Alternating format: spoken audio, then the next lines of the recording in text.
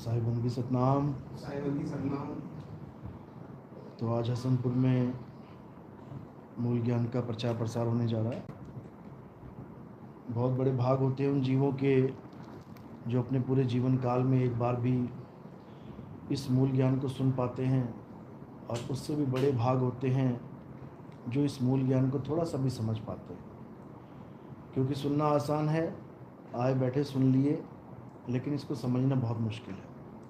जिस पर मालिक की कृपा हो, जिस पर बंदी छोड़ की दया हो, केवल वही इस ज्ञान को समझ सकता है, नहीं तो किसी की हैसियत नहीं जो इस ज्ञान को थोड़ा सा भी समझ पाए। बड़े बड़े ऋषि मुनि, पीर, पैगंबर, औलिया, बड़े बड़े धुरंधर इस दुनिया में आते हैं और बिना मूल ज्ञान के, बिना आत्म ज्ञान के ऐसे ही संसार छोड़ के चले जाते हैं। जप में, तप में, व्रत में, पूजा पाठ, हवन यज्ञ में, तीर्थ मूर्त में अपना पूरा जीवन बिता के चले जाते हैं। किसी को समझ में आता ही नहीं है कि आखिर इस दुनिया में करने क्या आए हैं। जिसका जो मन करता है वो करने लग जाते हैं। क्यों? क्योंकि उसको वो भेदी गुरु नहीं मिलता जो ये भेद बताए कि आखिर हमारे जीवन में यहाँ पे आने का मकसद क्या है। इंसान जन्म प्राप्त किया है तो इसका मकसद क्या है। बिना मकसद के ये जीव ऐसे ही संसार में भटकता रहता है और मनमुखी साधना करके, मनमुखी आचरण करके, जो भी मन में आता है वो सब करके निकल लेता है, चला जाता है, और फिर वापस 84 में वापस उसी चक्र में फंस जाता है। तो क्या करना है? अब जीवन के सत्य को जानना है कि आखिर हमें इंसान जन्म मिला है तो क्यों मिला है, कारण क्या है। इंसान जन्म मिलने का एक ही कारण है कि हम अपने असली स्वरूप को जानें। कुत्ता, बिल्ली, बकरा, हाथी, घोड़ा भी बन जाएंगे, लेकिन उन जन्मों में अपने स्वरूप को नहीं जान पाएंगे। हाथी भी देखा होगा शिवलिंग पे जल चढ़ाने के लिए, देखा होगा कि मटके लेके जा रहा है। बंदर देखा होगा पूजा कर रहा है, माला फेर रहा है, कहीं फूल चढ़ा रहा है। तोता देखा होगा राम राम रट रहा है। यानी 84 लाख योनियों में भी वो काम किया जा सकता है जो एक आम आदमी कर रहा है। लेकिन ये पूजा पाठ तो कर सकते हैं ये 84 लाख के जीव, किसी को भी ट्रेन कर दो। लेकिन अपने स्वरूप को प्राप्त करना ये 84 लाख के बस की बात नहीं है। क्यों? क्योंकि अपने स्वरूप को जानने के लिए बुद्धि, विवेक, और सबसे बड़ी बात है कि हमें सतगुरु की ज़रूरत पड़ती है। ये 84 लाख योनियों में जो जीव भ्रमण कर रहा है ये गुरु धारण नहीं कर सकते। ये अपने स्वरूप को प्राप्त करने वाला गुरु धारण नहीं कर सकते। नाम रटवाने वाला गुरु मिल सकता है। तोते को तुमने नाम रटवा दिया, तुम गुरु बन गए तोते का। किसी ने हाथी को, बंदर को पूजा करना सिखा दिया, कैसे जल चढ़ाना है, कैसे फूल चढ़ाना है, कैसे घंटा बजाना है, ये सब सीख के वो क्रिया करने लग जाएंगे, लेकिन अपने सत्य स्वरूप को प्राप्त नहीं कर सकते। क्योंकि उसके लिए आपको सतगुरु की ज़रूरत पड़ती है। और वो सतगुरु क्या करता है? वो तुम्हारे भरम तोड़ता है। यानी इस संसार में जो भी चीज़ दिख रही है, जो भी चीज़ नाशवान है, इवन हमारे परिवार में जो हमें चेहरे दिखाई दे रहे हैं ये भी नाशवान है, ये भी मिट्टी ही है। हम क्या देख रहे हैं? मिट्टी देख रहे हैं हम लोग, और इसी मिट्टी में हम उलझे पड़े हैं। ये मिट्टी मिट्टी में मिल जाएगी, सबको चले जाना है एक दिन। लेकिन एक जो वस्तु है जो अजर अमर अविनाशी है वो कहीं नहीं जाती, वो अपने स्वरूप में समाएगी और वो अपने सत्य को पहचान जाएगी। वो अजर अमर अविनाशी है, वो कभी नहीं मरती। तो उसी अजर अमर अविनाशी को क्या कहते हैं? एक तो सुरता है जो हमारे शरीर में है, और एक शब्द है जो हमारे शरीर से बाहर है। सुरता शरीर में है इसलिए बंधन में है, और शब्द शरीर से बाहर है इसलिए निर्बंध है। सुरता शरीर में है इसलिए कैदी कहला रही है, 5 तत्व 3 गुण 25 प्रकृति की काया में उलझी पड़ी है। और शब्द 5 तत्व 25 प्रकृति 3 गुण से परे है इसलिए निर्बंध है। साहिब समझा रहे हैं, बंधे को बंधा मिला और छूटे कौन उपाय, कर सेवा निर्बंध की और पल में लेत छुड़ाए। सबसे बड़ी दुविधा क्या है भक्ति में कि जितने भी गुरु मिल रहे हैं ये क्या कह रहे हैं कि परमात्मा तुम्हारी काया के अंदर है। हर गुरु यही लाइन लेके बैठा है कि परमात्मा कहाँ है? तुम्हारे शरीर के अंदर, तुम्हारे शरीर के अंदर, तुम्हारे शरीर के अंदर। लेकिन अगर पूछ लो कि हमारे शरीर के अंदर जीवात्मा है या परमात्मा है, ये पहले तो वहीं कंफ्यूज हो जाएंगे ये लोग। कि जीवात्मा बोलूं कि परमात्मा बोलूं, क्योंकि इनको जीवात्मा और परमात्मा का भेद ही नहीं पता है। काया के अंदर जो है वो जीवात्मा है, जीवात्मा बंधन में है, बहु बंधन में बांधया एक बेचारा जीव। तो बंधन में हो गया जीव, यानी काया में हो गया जीव। अब परमात्मा कहाँ है? जो ना छुड़ाए पीव, कहते हैं जब तक वो मालिक नहीं छुड़ाएगा। अब मालिक अगर बंधन में है तो छुड़ाएगा कौन है? फिर तो बंधे को बंधा मिला छूटे कौन उपाय वाला काम हो जाएगा। कई लोग कहते हैं आत्मा भी शरीर में है, परमात्मा भी शरीर में है। बिल्कुल गलत है।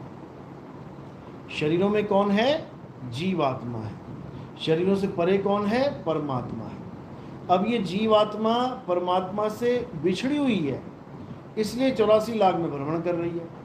एक शरीर छोड़ती है दूसरी में जाती है, दूसरी को छोड़ती है तीसरी में जाती है। ऐसे ही जन्मों जन्मों तक इस काया में आ रही है, जा रही है, आ रही है, जा रही है। लेकिन जो परमात्मा है वो कभी आता जाता नहीं है। वो अचल है, स्थिर है, सदा एक रस है, अखंड है, अविनाशी है। उसका कहीं आना जाना नहीं होता। उसी को प्राप्त करना इस जीवात्मा का परम लक्ष्य है। इंसानी जन्म जो मिला है, क्यों मिला है? चल अवस्था से अचल अवस्था में पहुंच जाना, यानी बार बार जन्म मरण में फंसे हुए हैं, इसको खत्म करके सदा सदा के लिए अचल अवस्था यानी परम तत्व को प्राप्त करना, ये है हमारे जीवन का मकसद। इसके अलावा हमें जो कुछ भी दिख रहा है, मकान, दुकान, घर, बंगले, कोठी, गाड़ी, परिवार, रिश्तेदार, ये सब इसी माया का, इसी संसार का एक हिस्सा है। अगर इस संसार की एक भी वस्तु हमें अपनी तरफ खींचती रही तो समझ लो कि हमारी वापसी यहीं हो जाएगी। हम जा नहीं सकते। हम घर से निकलते हैं पैकिंग करके, अगर हमारी कोई ऐसी वस्तु घर में छूट गई जो बहुत ज़रूरी है तो हम वापस आ जाते हैं। वो सामान लेने के लिए वापस आना पड़ता है। और अगर कोई वस्तु छूट भी गई और अगर वो इतनी इम्पोर्टेंट नहीं है तो हम क्या करते हैं? अरे चलो कोई बात नहीं, जाने दो, उसके बिना भी काम चल जाएगा। बस यही खेल है। यानी हमारी कोई भी इम्पोर्टेंट वस्तु इस दुनिया में होनी ही नहीं चाहिए। ऐसी कोई वस्तु रखना ही नहीं दिमाग में, दिल और दिमाग में ऐसी कोई वस्तु होनी ही नहीं चाहिए जो इस तीन लोक की है, जो तुम्हें वापस घुमा के यहाँ पहुँचा दे। ऐसी वस्तु हमें चाहिए ही नहीं। इसीलिए कबीर साहब बार बार समझा रहे हैं कि जो सुरता फंसी है वो कहाँ फंसी है? इसी संसार की वस्तुओं में फंसी है। किसी की मकान में फंसी है, किसी की दुकान में फंसी है, किसी की बीवी बच्चे में फंसी है, कहीं सोने जेवर, कहीं ना कहीं सुरता फंसी हुई है। ठीक है, दुनियादारी के लिए इन चीज़ों की ज़रूरत है, लेकिन एक समझवान, एक सूझवान इंसान के लिए, विवेकी हंस के लिए इतना फार्मूला बहुत है कि ये सब चीज़ें केवल जीवन को बिताने के लिए हैं, इसमें उलझने के लिए नहीं है। यानी माँ को माँ की तरह देखना है, पिता को पिता की तरह देखना है, बच्चों को बच्चों की तरह देखना है, बहन भाई को बहन भाई की तरह देखना है। सारे रिश्ते नाते निभाने हैं, लेकिन झूठ समझ के।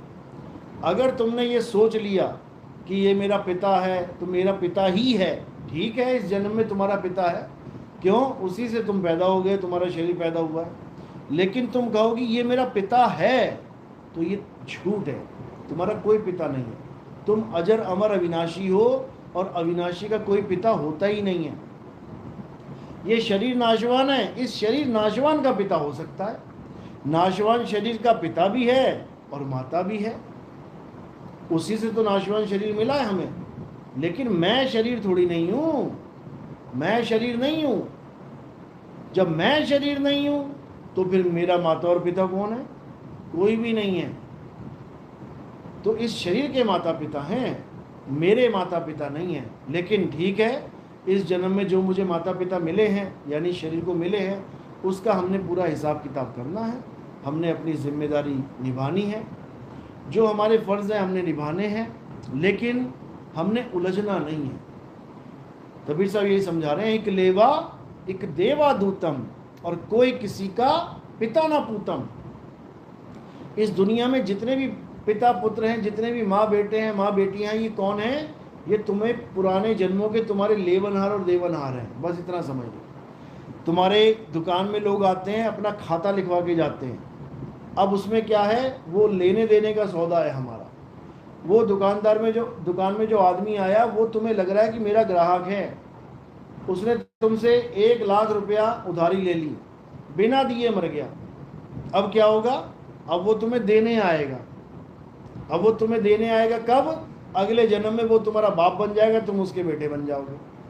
वो तुम्हारा ग्राहक है, लेकिन उसके सिर पे जो हिसाब चढ़ा हुआ था, वो देने का कौन सा रास्ता निकल आया, पिता पुत्र का। बाप बन के बैठ गया वो ग्राहक, और तुम चले गए बेटा बन के। अब जितना पैसा उसने तुमने लिया था, अब तुम पापा जी करके इकट्ठा कर लोगे। पापा मुझे ये चाहिए, पापा मुझे ये चाहिए, पापा मुझे ये चाहिए। तुम 20,000 का मोबाइल भी पापा से मांगोगे, पापा दे देंगे, ले बेटा। और पड़ोसी लड़का 20 रुपये मांगेगा ना, अंकल ब्रेड लेनी है 20 रुपये, चल आगे बढ़।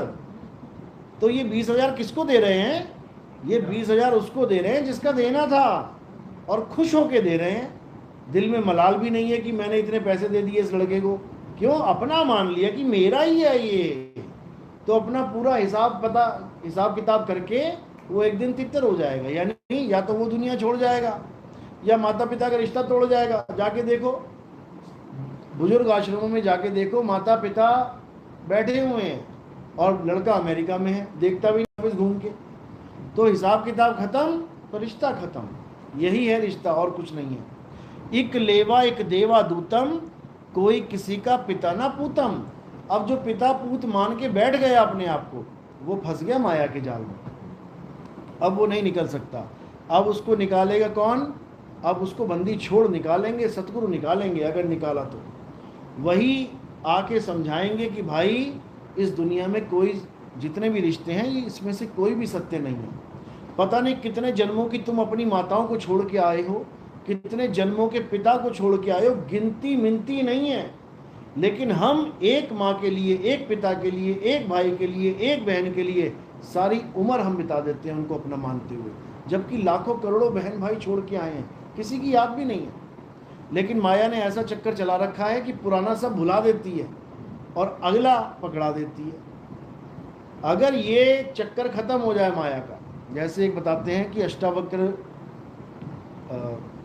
एक ऋषि था जो गर्भ में था, सुखदेव ऋषि जो गर्भ में थे, तो उनको गर्भ में क्या होता है, जीव को गर्भ में दिव्य दर्शनी खुली होती है उसको अपने सारे जन्म याद होते हैं, और वो कॉल कर रहा होता है परमात्मा से, अरदास कर रहा होता है कि हे मालिक, इतने जन्म तो बर्बाद हो गए, ये जन्म बर्बाद नहीं होने दूंगा मैं, इस जन्म में मैं भक्ति करके मुक्ति प्राप्त करूंगा, मुझे बस मौका दो। तो सुखदेव ऋषि इतना ज्ञानी था कि उसने सोचा कि बाहर जाके मौका क्यों लूँ, मैं तो यही मौका मिल रहा है। उसने क्या किया, गर्भ में भक्ति शुरू कर दी। गर्भ में उसको पता था कि गर्भ से बाहर निकलूंगा माया भुला देगी, गर्भ से बाहर निकलती माया भुला देती है। तो गर्भ में बैठा बैठा कहते हैं 12 साल वो भक्ति करता रहा, गर्भ में भक्ति करता करता करता अब इतना बड़ा पेट हो गया माँ का, 12 साल का बच्चा हो गया।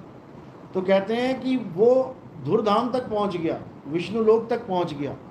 तो वहाँ पर जब वो पहुँचा तो उन लोगों ने, विष्णु जी ने, जैसे वो वहाँ जाता था, तो कहते हैं कि वहाँ जब वो जाने के बाद वहाँ पहुँचा तो दरवाज़ा बंद कर लिया गया। क्या बोला गया कि आप ऐसे नहीं आ सकते यहाँ पे, आप गुरु धारण करो। तब कहते हैं कि वो बोला कि मैं गुरु तब धारण करूँगा मैं बाहर निकलूँगा, तो बाहर निकलूँगा माया फंसा लेगी, वो निकले ही ना। तो कहते हैं ब्रह्मा विष्णु महेश तीनों गए वहाँ पे और उनको समझाया कि आप बाहर निकलो, ऐसे तो बहुत दुख पा रही हैं आपकी माता, बहुत अनर्थ हो जाएगा। तो वो कहते हैं मुझे पता है तुम तीनों के जो त्रिगुण हैं तुम एकदम भुला दोगे मुझे, या तो मुझे इतना वादा करो कि एक पल के लिए मुझ पे माया हावी ना हो। तो वो कहते हैं ठीक है तथास्तु। तो कहते हैं जैसी एक पल की माया रुकी और वो गर्भ से निकला, वो सीधे जो अपने नाभि से जो कनेक्शन जुड़ा होता है माँ का, उसको नाड़ी को तोड़ दिया उसने अपने हाथों से और भाग गया जंगल की तरफ। अब माता पिता कह रहे हैं बेटा एक बार शक्ल तो दिखा दे, 12 साल बाद बच्चा हुआ हमारे। तो यही बोलता हुआ गया कौन किसका बाप कौन किसका बेटा, मुझे अपना बेटा मत समझना, पता नहीं कितनी बार तुम मेरे बेटे हो लिए, कितनी बार मैं तुम्हारा बेटा हो लिया। यानी हमें ये जन्म क्यों मिला है, केवल और केवल मुक्ति प्राप्त करने के लिए, इसके अलावा और कुछ नहीं। ठीक है, सारे संसार में बिना पैसे के कुछ होता नहीं है, काम धंधा है, मकान दुकान है, बिना मकान के रह नहीं सकते, ठीक है, इतना काम तो करना ही है सबने। लेकिन जो असली मकसद है वो ये नहीं है कि तुम केवल नोट पे नोट कमाते जाओ, बिल्डिंग पे बिल्डिंग बनाते जाओ, बड़े से बड़े बिजनेस खड़े करते चले जाओ और सोचो कि मैं सक्सेसफुल आदमी हूँ इस दुनिया का। मैं कहता हूँ नंबर 1 भी हो जाओ दुनिया में, नंबर 1 पे भी अगर तुम आ गए वो भी जीरो है, अगर तुमने वो काम नहीं किया जो करने आए थे। और अगर इस तुम दुनिया के सबसे बड़े गरीब हो, तुमसे बड़ा कोई गरीब ही नहीं है, और तुमने अगर ये काम पूरा कर लिया तो कहते हैं तुमसे बड़ा कोई हीरो भी नहीं है। तो कबीर साहब ने समझाया कि नाम जपत कोड़ी भला, चुई चुई गिरता चाम। हमारे इस दुनिया में सबसे ज़्यादा घृणा दृष्टि से किसको देखा जाता है? कोड़ी को। बाकी ऊंची जात नीची जात ये भी काम कुछ नहीं है, ये भी आप हैंडल कर लोगे, चलो ठीक है यार, ऊंची जात नीची जात है। लेकिन कोई कोड़ी आ जाए और आपको कोई कहे कि इसको अच्छे से हाथ लगाओ जरा एक बार, आप नहीं लगा पाओगे, यानी उसको अछूत मान लिया जाता है। तो कबीर साहब कहते हैं कि सबसे दुर्गति कोढ़ी की होती है, लेकिन अगर उसके पास भी नाम है, वो राजा है, वो राजा है इस संसार का। कहते हैं नाम जपत कोड़ी भला, चुई चुई गिरता चाम, और वो कंचन देह किस काम की, जिस मुख नाही राम। कहते हैं जिसके पास नाम नहीं है वो भले सोने से लदी हुई हो, वो जीरो है, मिट्टी है, वो पता नहीं क्या क्या बनेगी वो जाके महारानी, कभी गधी बन गई, कभी कुतिया बन गई, कभी सूरी बन गई, नालियों में जाएगी, धक्के खाएगी, गंदगी खाती फिरेगी। और जो कोड़ी है जो आज धक्के खा रहा है, कहते हैं उसका आखिरी जन्म है ये, उसके बाद इसका खेल ही खत्म हो जाना है शरीरों का। तो कहते हैं वो कोड़ी लाख गुना अच्छा है जिसके पास सतनाम है। क्यों? क्योंकि सतनाम से ही सबका कल्याण होगा। कहने में आ जाता है कि चलो राम जिस मुख नाही राम, या राम राम करता जग फिरे, या राम नाम कितना ही लिखा है, राम नाम की लूट है लूट। ये राम राम एक संकेत मात्र है। राम का मतलब क्या है? सच्चा नाम। कहते राम नाम सत्य है, यानी राम का नाम सच्चा है। लेकिन ये राम का नाम सच्चा नहीं है जो लिखने बोलने पढ़ने में और मिटाने में आ जाए। सच जो होता है वो कभी मिटाया नहीं जा सकता, सत्य को मिटाने में कोई सक्षम नहीं है। सत्य को बनाना और सत्य को मिटाना ये किसी के बस की बात। सत्य ऑलरेडी है, था और रहेगा। तो राम नाम जो है वो क्या है? हमारे आत्म स्वरूप को राम नाम कहते हैं। ये राम नाम सत्य है, यानी आत्मा सत्य है, आत्म स्वरूप सत्य है। आत्मा के अलावा कुछ सत्य नहीं है, क्योंकि आत्मा के अलावा क्या है? शरीर है, मन है, माया है, 3 गुण हैं, 5 तत्व हैं, 25 प्रकृति हैं। ये बदलते रहते हैं, आते जाते रहते हैं, ये सदा एक से नहीं रहते, इसलिए झूठ है। सत्य क्या है? आत्मा ही सत्य है, इसलिए आत्मा ही आत्म राम है। जो राम की बात चलती है ना कहीं पर भी कि तुझ में राम, मुझ में राम, सब में राम समाया, असल में वो आत्मा की बात चल रही है कि तुझ में भी आत्मा है, मुझ में भी आत्मा है। अब उस आत्मा का ज्ञान कौन प्राप्त करेगा? जीव प्राप्त करेगा। जब ये जीव उस आत्मा का ज्ञान प्राप्त करेगा तब ये परम पद को प्राप्त करेगा, यानी परम गति को प्राप्त करेगा। तो कबीर साहब ने समझाया था कि धर्म दास ये जग बौराना, और कोई न जाने पद निर्वाणा। निर्वाणा यानी निर्वाण पद, यानी जन्म मरण से मुक्ति। यानी तुम्हें तुम्हारा स्वरूप ज्ञान हो जाए कि आखिर तुम हो क्या। अभी तुम आदमी औरत बन के बैठे हो, लड़का लड़की बन के बैठे हो, जवान बूढ़ा बच्चा बन के बैठे हो, इसका मतलब तुम अपने स्वरूप को भूले बैठे हो, और तुम इस मायावी शरीर को, मायावी स्वरूप को अपना रूप बना बैठे हो, अपना रूप मान बैठे हो। बस यही दिक्कत है। अब पद निर्वाणा क्या है? जब तुम अपने स्वरूप को जान लो तो तुम पद निर्वाण में आ गए, यानी निर्वाण पद मिल गया तुमको। और जब तुम अपने आप को काया माया मान रहे हो तो तुम जीव अवस्था में आ गए। बस 2 ही चीजें हैं, ये जीव और ये पीव। जो बीच में शिव है ये क्या है? ये है इस ब्रह्मांड का जो ब्रह्मांड को पैदा करने वाली अवस्था है, यानी ये जीव कैसे हुआ, शिव से ही जीव हो जाता है। यानी ब्रह्मांड को पैदा करके ब्रह्मांड को ही पैदा करने वाला जीव बन के बैठा है। और पीव क्या है, जो ब्रह्मांड पैदा करने से पहले भी उसकी जो अवस्था सत्य स्वरूप था, उसको शिव पीव कहते हैं। तो शिव क्या है, शिव बंधन है।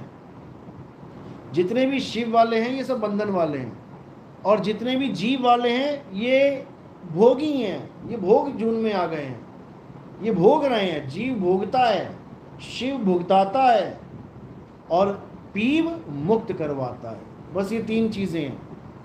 अगर सीधी भक्ति मिल गई तो शिव को बाईपास कर दिया जाता है। यानी अगर तुम्हारे पास दो रास्ते हैं, एक तो सीधे शहर में घुस के पार करो शहर को, और एक बिना शहर में घुसे बाईपास से पार कर लो। तो अगर बाईपास वाला गुरु मिल गया तो आपको शिव में जाने की जरूरत ही नहीं पड़ेगी, आपको शिव अवस्था की जरूरत ही नहीं पड़ेगी। सीधे विहंगम चाल डायरेक्ट जीव से पीव अवस्था को प्राप्त करोगे। और अगर आपको शिव वाला गुरु मिल गया तो वो भूल जाओगी कभी पीव अवस्था को प्राप्त करवाएगा। वो तुम्हें शहर के अंदर घुसा देगा, और शहर के अंदर क्या है, फिर गलियां हैं, ट्रैफिक है, फिर नाके लगे हुए हैं। यानी काल भगवान की पूरी फौज जो है ये शिव अवस्था में खड़ी हुई है। ये करनैनो दीदार महल में प्यारा है, जब इसमें देखोगे सारा विवरण है।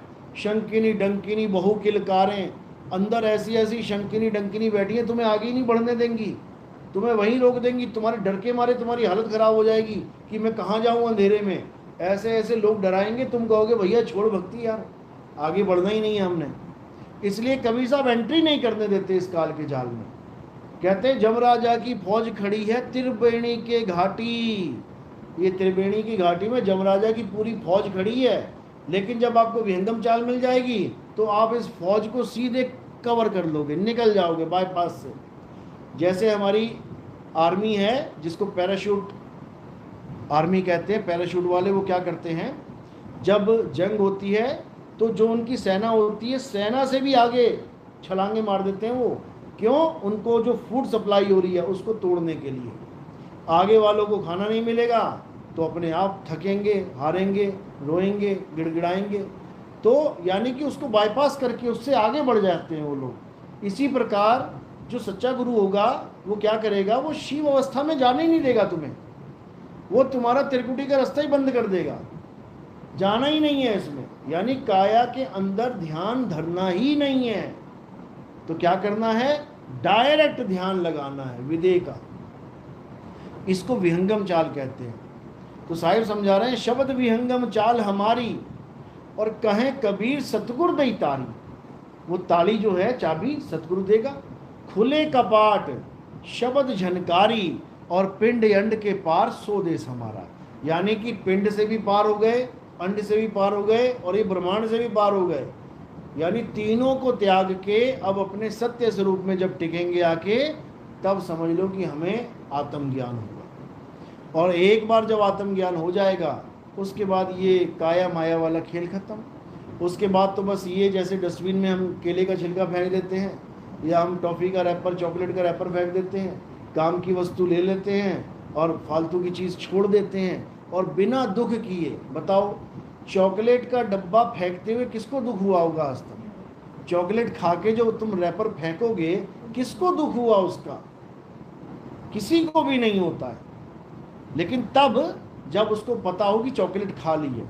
अब जिसको नहीं पता है कि ये चॉकलेट है कि नहीं है, और तुम उसके सामने डब्बा फेंकोगे, यार चॉकलेट फेंक दी मेरी साथ में, कहने का मतलब वो डब्बे को चॉकलेट मान रहा है तो रोएगा, लेकिन डब्बे को डब्बा मानेगा तो नहीं रोएगा। इसी प्रकार ये जो काया है ये रैपर है। रैपर जितना मर्जी चबा लो, मुंह मीठा नहीं होने वाला। रैपर के अंदर जो चीज़ पड़ी है वो है असली वस्तु। अब ये उदाहरण है कि रैपर के अंदर पड़ी है, वो अंदर नहीं है, वैसे वो उसके पास है। मोको कहाँ ढूंढे रे बंदे, मैं तो तेरे पास में। तो उस चीज़ को प्राप्त करने के लिए हमें भेदी गुरु चाहिए होता है। भेदी गुरु क्या करता है? भेदी गुरु तुम्हारे सारे नाम जाप छुड़वाएगा। जितने भी नाम तुम आज तक जपते आए हो, भगवान के नाम पे, परमात्मा के नाम पे, अल्लाह के नाम पे, वाहिगुरु के नाम पे, जितने भी गुरुओं ने तुम्हें नाम दान दिए हैं वो सब छुड़वा देगा लाइन से। तो कह रहे हैं, सोई गुरु पूरा कहावे, दो अक्षर का भेद बतावे। एक छुड़ावे एक लखावे, तब प्राणी निज घर को जावे। यानी अपने असली घर को तब पहुंच पाएंगे जब हमें ऐसा गुरु मिलेगा जो दो अक्षरों का भेद बता देगा। एक अक्षर, ये जितने भी हिंदुओं के, मुसलमानों के, सिखों के, ईसाई के जो जितने भी धार्मिक नाम है जो भी जपे जा रहे हैं, एक तो ये अक्षर हो गया, और एक अक्षर हमारा आत्म स्वरूप आदि अक्षर, उसका लखाव कराना, यानी उसका भेद बताना है।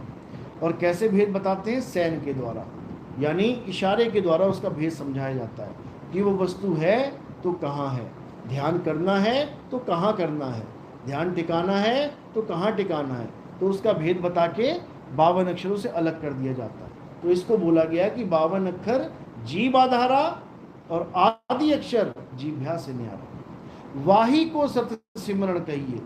ये 52 अक्षर वालों को सत सिमरण नहीं बोला गया, 52 अक्षर वालों को क्या बोला गया है? मंत्रों को जाप। तो कबीर साहब ने जाप के लिए मना किया, जाप मरे अजपा मरे अनहद भी मर जाए, और सुरत समाये शब्द में वाको काल ना खाए। जो हमारा ध्यान है, हमारी सुरता है, ये क्या करना है? हमने इन 52 अक्षरों से हटा लो।